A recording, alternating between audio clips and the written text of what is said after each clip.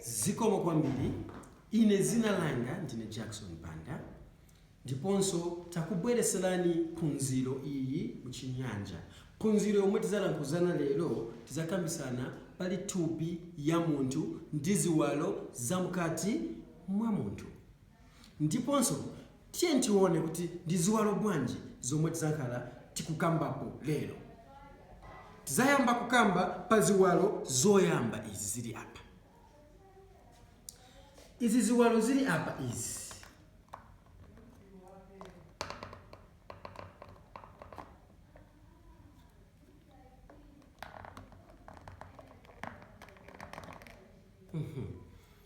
Izi ziwalo zamene tiona izi palero ndizo zomwe timati mapwapwa.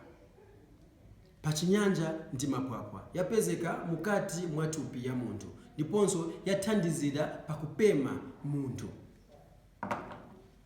Tikapenyetsetsa thupi la munthu ili ndi chiwalo china apa ichi. Ndiye tizayesa kutenga chiwalo chimene choti tichizibe. Ichi chiwalo ni chomwe timati mutima. Mutima uyu upezeka mukati kathupi la munthu. Tikapenyesesa thupi ili ndi ziwalo zina. Pali chiwalo chili apa. Pachizungu amati liver. Pati muchinyanja timati chiwindi.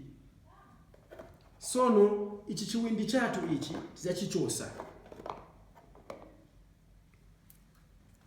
Timati chiwindi. Ichi chiwindi chimathandizira muthupi ya munthu. Chithandizira matenda kapena zinthu zoyipa zongena muthupi ya munthu. Iyi ndiyo mwe timati chifu. Muchifu umu mumangena zakudya. Ndiponso ngati ndi pachizungu tikamba kuti chifu ichi chithandizira mukugaya zakudya kapena kuti digestive system. Awa ndi matumbo yakulu ndi yang'ono.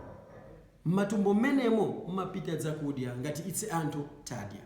Ndiponso kwa lero tinalifuna chabe kulankhuzana pali izi ziwalo. Zikomo kwambiri pa phunziro lathu la lero la mchinyanja.